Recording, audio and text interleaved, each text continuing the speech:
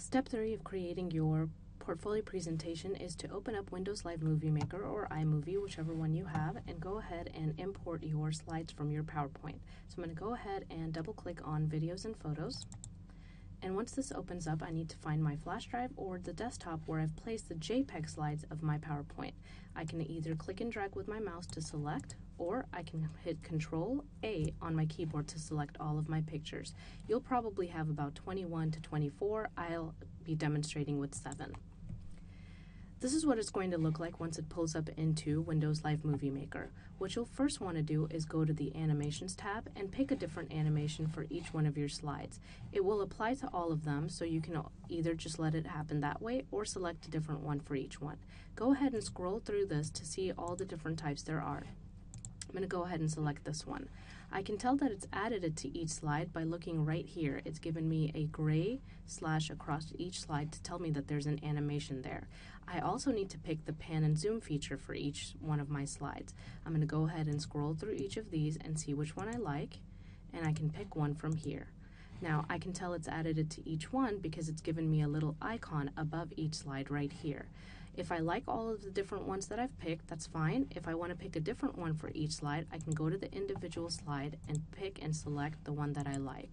I can even do that with the pan and zoom feature. So once you're happy with that, you are ready to begin on the next step. What you'll want to do at this point is set the duration of each slide. You'll come back to the first one, you'll click on the Home tab, and you'll click the Edit tab right here under Video Tools. This is where you can set the duration of each slide. What I like to do is print out the script of my narration and have it sitting out in front of me. I like to go ahead and press play down here and then read out my script and see how long each slide needs to be. Since this is the beginning slide, it probably can stay at about 7 seconds. But the second one, I might be saying something for a lot longer than 7 seconds, in which case I'll need to use this drop-down menu and set the duration for a little bit longer. As you can see, it's made the clip a little bit longer as well. That tells you that it's longer so that you have more time to speak. So just keep pressing play and timing how long it takes you to read each one. So I'm going to click on the next one. I might need a little bit more than 15 seconds on the next one, so I'm going to click that. So I'm going to go ahead and go to each one and keep doing this until I get to the very end of my presentation. Now what I'm ready to do is add in some of the music and add in some of my voice. So first I'm going to go to my internet and find freeplay music to add a music track at the beginning. I'm going to click on freeplay music, and what I can do here is click on the 30-second samples, and I can listen to them by clicking on Open and clicking OK. If I like the way it sounds, I can come back and click on this 30-second sample again, and this time I can save the file. I'm going to want to save this to my desktop or into my flash drive. So once you've done that, then you can go ahead and come back to Windows Live MovieMaker, and this time what you'll want to do is come back to the Home tab, click on the Add Music button, and find your file. So if it's in your desktop, click there. If it's in your flash drive, click there. I'm going to go ahead and select my 30-second sample. I'm going to double click, and it's going to place it in here. But if you take a look, it's very long. It's covering almost all of the beginning of my presentation. And really, I just needed to sit on the introductory slide. So what I'll want to do is click on the actual 30-second sample and click on the Options tab under Music Tools.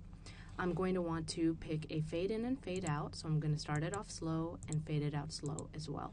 I'm going to come here, and I know that the first slide is about 7 seconds, and I'm not really saying anything at this point, so I'll want to make sure that I change this to about 7 seconds as well. So I'm going to go ahead and plug that in and click the Enter button on my keyboard. Now I can see that it's still covering a little bit of my second slide, so I'm just going to use this up and down arrow keys, and I'm going to scoot it in a little bit. Right about here is where I want to end it, so probably right there, where it's just starting on my next slide. Alright, what I'll want to do now is go back to the Home tab, and this time what you'll want to do is set yourself up in a nice way. So click on this button here, and then kind of get rid of anything else open on your desktop. What you're going to do now is you're going to come to the Start menu, and you're going to type in what's called Sound Recorder, and it should pop up right there for you. I'm going to go ahead and click on it and open it up. this is going to record our narration. So I'm going to put this down here at the bottom so that I don't lose it, and I'm going to push this up a little bit so I can see both of them on my screen. Okay, so here it is. What I want to do now is I want to go ahead and have a printout of my script in front of me and place my microphone, plug it in, of course, and place it to the left or right of my mouth. I need to check the levels first, so I need to come down here to the speaker icon, right-click, and click Recording Devices. Inside of the Recording Devices Properties box, I'm going to check the levels of my microphone. So I'm going to double-click Microphone. I'm going to go ahead and click on Levels, and I'm going to shift this up and down depending on how loud or how soft my voice is. If my voice is soft, I'm going to push this up. If it's loud, I'm going to push it down a little bit. But remember, the higher you go, the more it's going to catch your breath, which is why it's important to make sure that your microphone is either on the right or left side of your mouth. I'm going to go ahead and click OK, and then I'm ready. What I'm going to do first is I'm going to go ahead and go back to the beginning, and I'm going to press play. And I'm going to go ahead and start recording once I've gotten pretty much off of this area right here. So I'm going to go ahead and press play. And as it's playing, I'm going to go ahead and press record. Now I can start reading my script. So I'm going to read each script while it's on the clip, and it's okay if you mess up a little bit because you can stop recording and start recording again. So as it's going through each clip, I'm just reading my script out loud. I'm making sure that my voice is loud and clear and that I read each clip precisely. So I'm going to let this keep going till the end, and then we'll press stop recording and we'll talk about what to do next. Okay, so let's pretend as if we've gotten to the end and we've narrated the whole slide. What we can do now is press the stop recording button, and it's going to pull up this properties box. I'm going to go ahead and name this script, and I'm going to do an underscore and my initials. What I can do is put this on the desktop or inside of my flash drive. Wherever I want to put this is fine.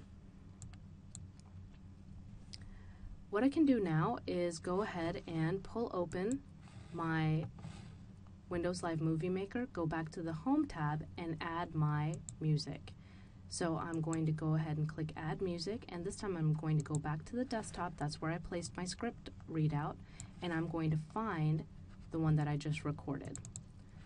Once I double click, it's going to come over this area, and what I can do is start playing around with where this is sitting. I'm going to just press play from the beginning, and if any of my slides need to be shortened with their duration or made a little bit longer, I can do that now. So I'm going to go ahead and press play.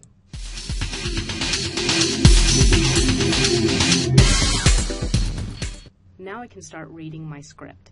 So I'm going to read each script. Okay, so what I see is that my music is starting in the right place, and so is my narration. What I can do, if I find that my clips are too short, I can go ahead and click on them, and I can come back to the Home tab, click on the Edit tab under Video Tools, and check the duration here and change it around if I need to. Otherwise, everything looks good, and I'm ready to go ahead and save. What I probably want to do at this point is, just if you want to make a little bit of extra detail, you can go ahead and go to the Home tab and add a credit at the very end. So I can go ahead and get rid of this, and I can probably say something like this.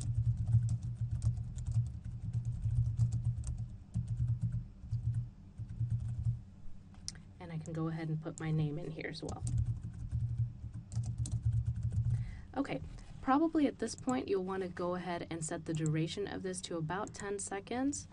And the reason why you want to do that is because you're probably going to want to put in the same music clip again.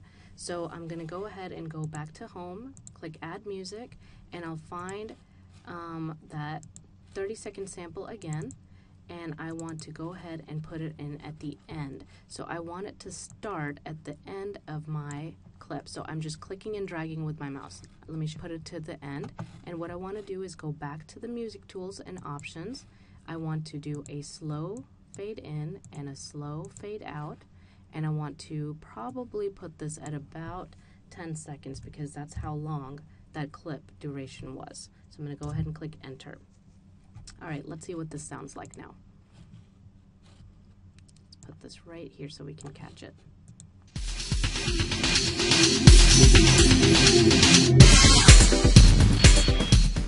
Okay, so that pretty much completes your project. So what you're going to do now is you're going to come up to this blue tab right here, and you're going to click Save Movie for Computer. This part may take a while, so go ahead and name it My Portfolio Presentation, or something like that. It's up to you what you want to name it, and underscore, and put in your initials or your first name and last name, and then go ahead and save this on your desktop or inside of your flash drive if you have enough room. Like I said, this might take a while, so go ahead and give it a little bit of time here.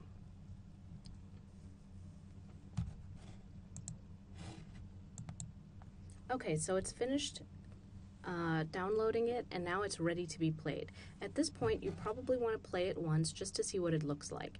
Now you are done with step 3, you can move on to step 4.